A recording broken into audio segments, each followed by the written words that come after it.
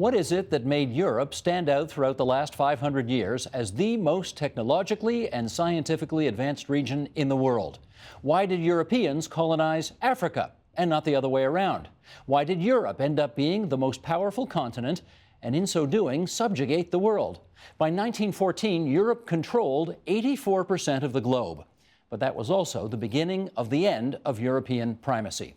To help us understand this exceptional history, we welcome, in Los Angeles, California, Phillip T. Hoffman. He is professor of business economics and of history at the California Institute of Technology and the author of the recently published Why Did Europe Conquer the World? Professor Hoffman, it's good to have you on TVO tonight. How are you doing? I'm doing fine. Thanks for having me on. It's a pleasure. Let's go back to not the turn of the 20th century, when, as we suggested, Europe controlled 84% of the globe, but let's go back 1,000 years before that. So we're around the year 1000. What does the world look like? What does Europe look like at that time?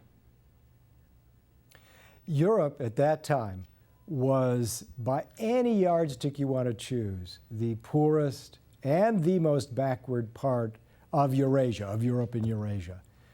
There were no real states. There was no trade, no luxury goods.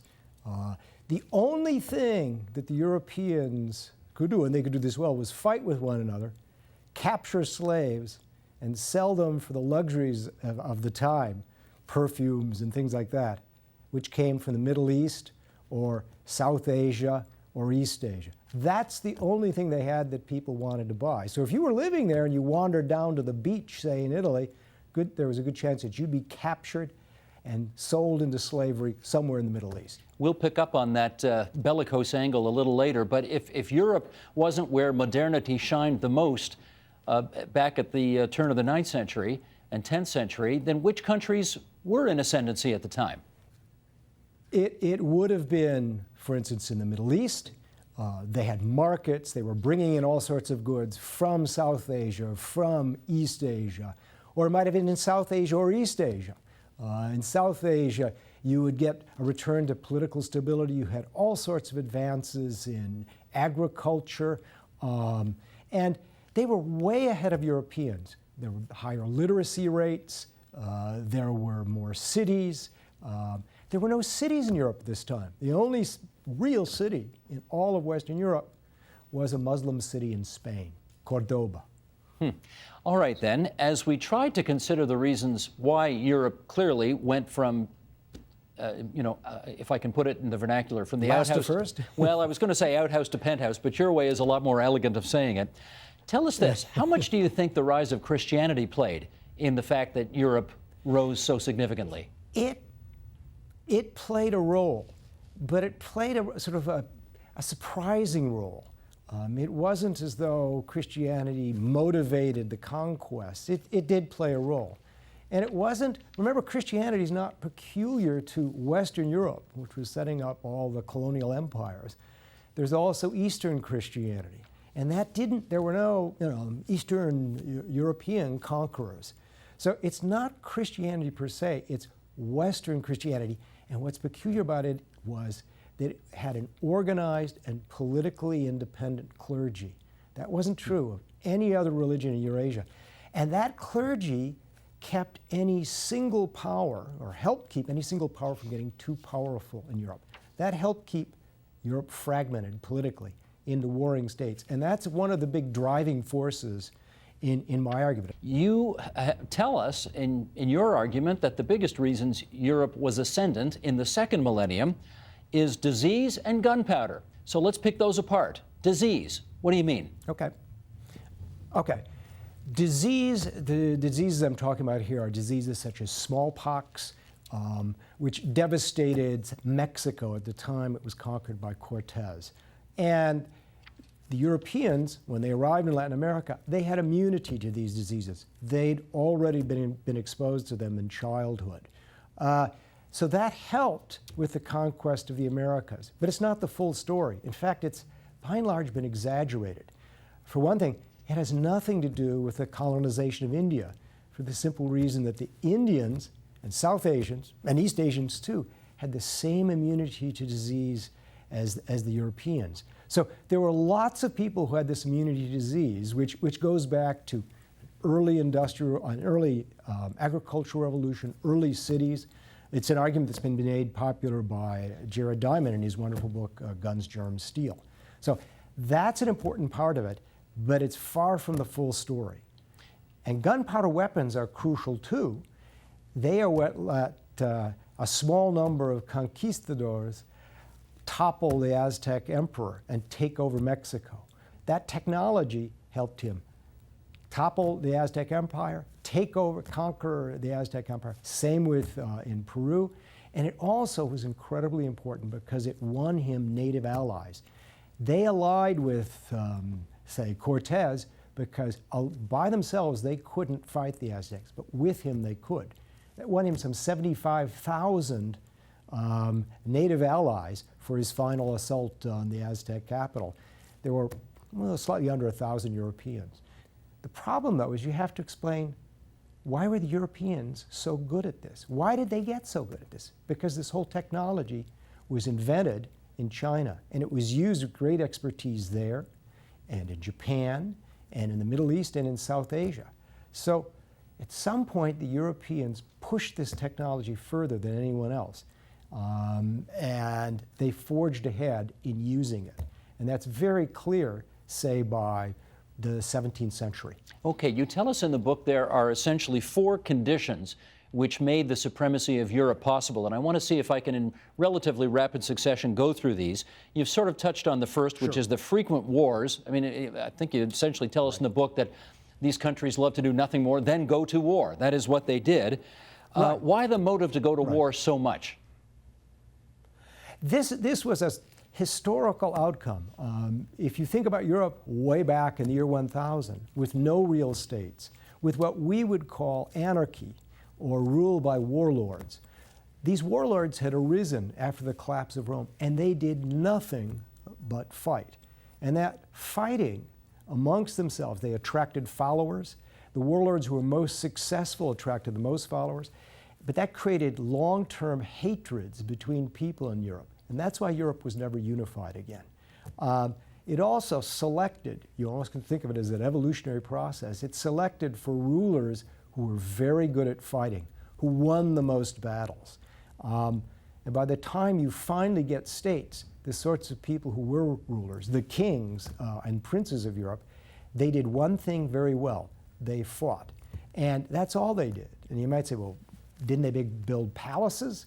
They did. But that took very little of their revenue. Take Versailles, one of the biggest palaces in Europe.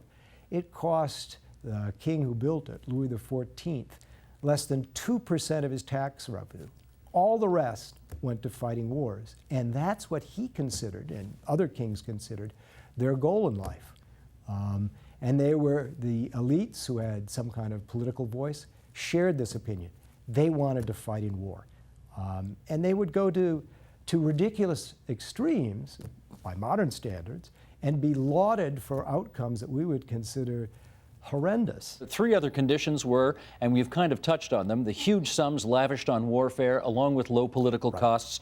Number 3, heavy use of gunpowder technology, we've touched on. Number 4, few obstacles blocking innovation. I do want to follow up on one of those because in the 2 centuries between before 1750, in the 2 centuries before 1750, you tell us that between 40 and 80% of European government budgets went to the military, went to, in effect, making war. Yes.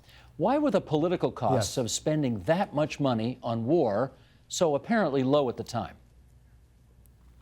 Well, one thing is, again, they're not democracies, so you can't be voted out of office for an unpopular war. And in fact, if you look at the major powers of Europe before the French Revolution, in other words, before 1789, there's no example of a monarch of a major power who loses his throne by losing a war. Well, the only exceptions are civil wars, but if you leave aside the civil wars, there's not a single example. After 1789, that really changes, even though you don't have complete democracies. Monarchs in 19th century Europe would lose their thrones if they lost a major war. And when you started getting elected officials, they were very much afraid of losing a war. So the politics really changed in the 19th century, and you actually get much less war. So it's really the political incentives.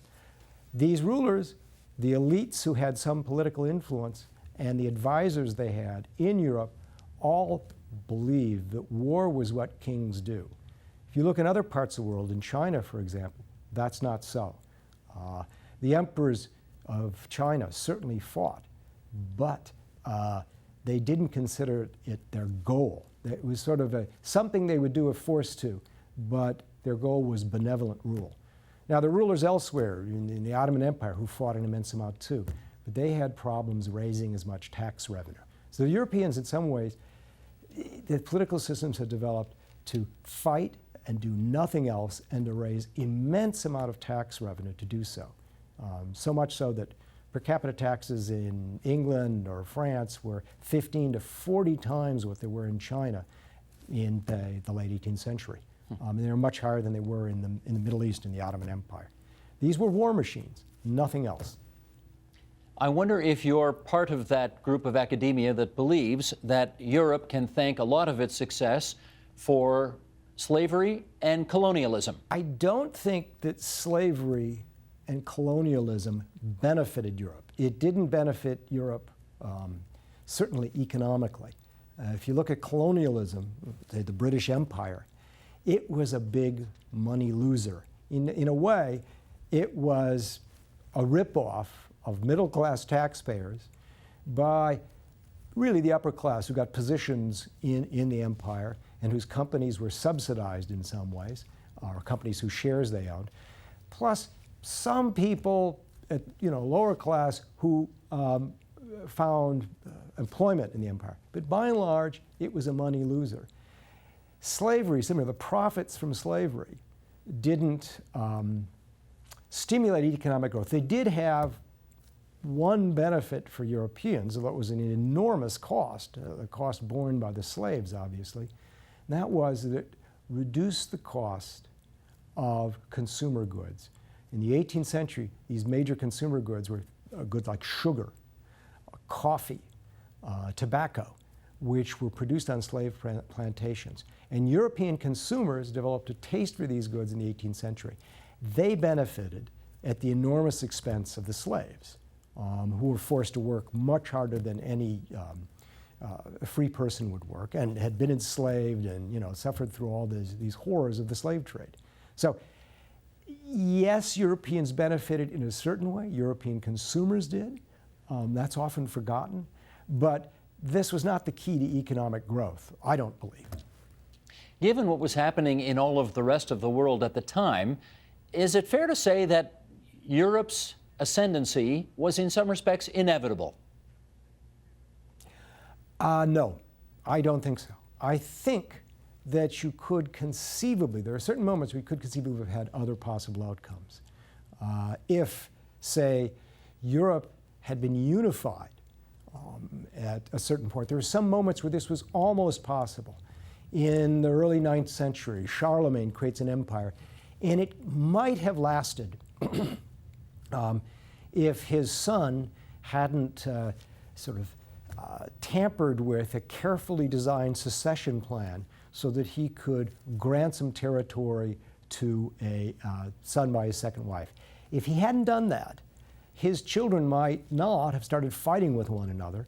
His empire might have survived for a couple generations and taken hold in a sense that elites would have found this to be preferable to fighting all the time. And you would have had something like a Chinese empire in Europe. In that case, Europe might not have conquered the world. Perhaps China would have. There are moments when China could have been fragmented. For instance, if the Mongols had never conquered China, it was split up into 3 powers. Conceivably, you could have had a divided China and Chinese colonies. So there are moments when this outcome could have taken a drastically different turn.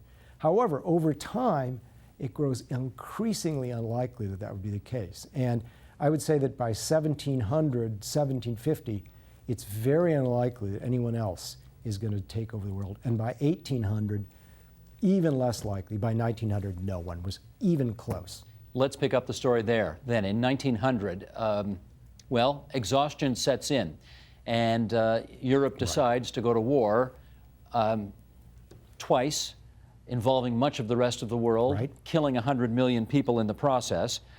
As you study Europe's rise to global power, do you see the seeds being sown for the two world wars decades before, in fact, these wars began?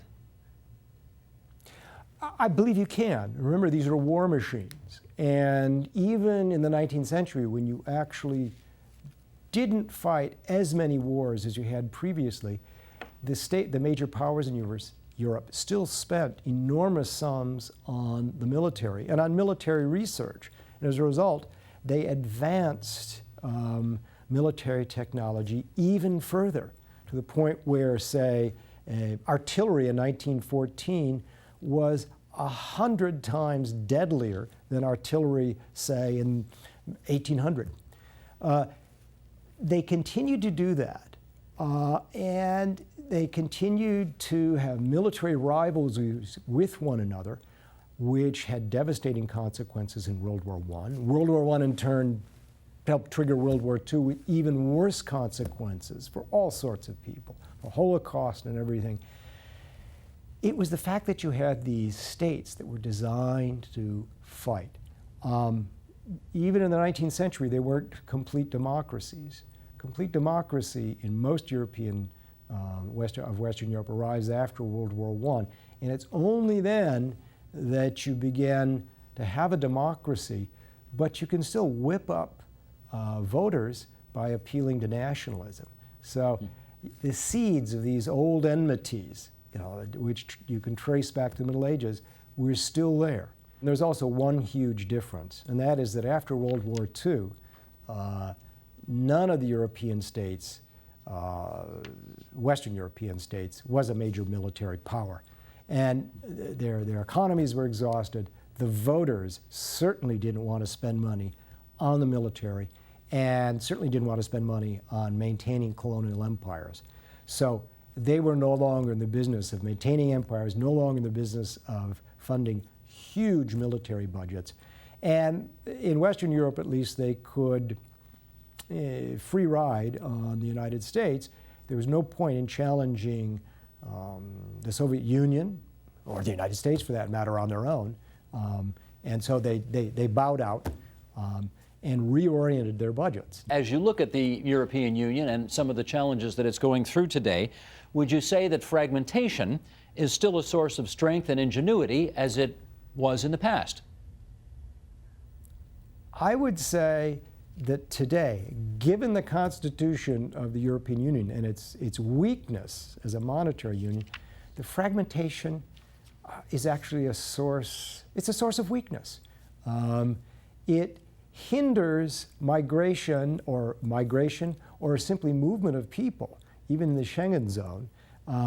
It's hard to go take a job if you're French, to go find a job in Germany, or if you're Spanish, to do the same because of linguistic differences. These are the sorts of differences that grew up over time. And it's hard to reach agreement with other Europeans about creating a viable monetary union. So I think in some ways today, it's more of an obstacle. Now, it still has one great virtue, is in that you have a bunch of states who can try out different things and they can imitate one another. And that's long been one of Europe's strengths. But in some ways, you'd like to keep that strength and avoid some of the weaknesses.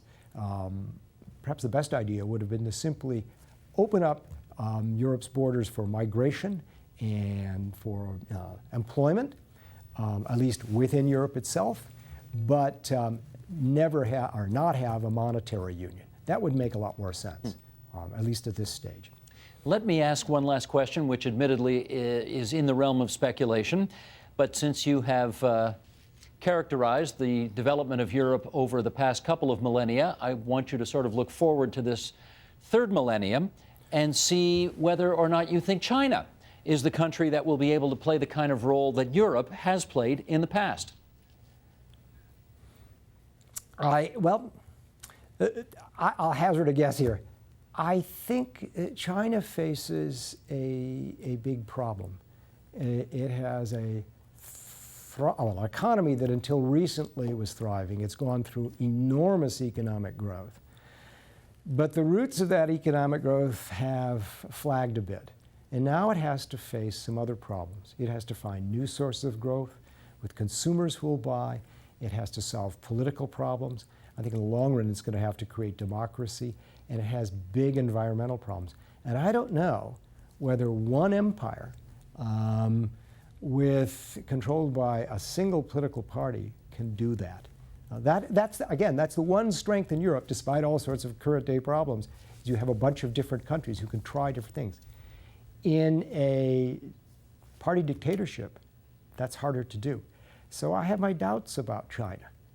Phillip T. Hoffman, professor of business economics at the California Institute of Technology, author of Why Did Europe Conquer the World? It's good of you to join us on TVO tonight. Okay, thank you. Help TVO create a better world through the power of learning. Visit supporttvo.org and make a tax-deductible donation today.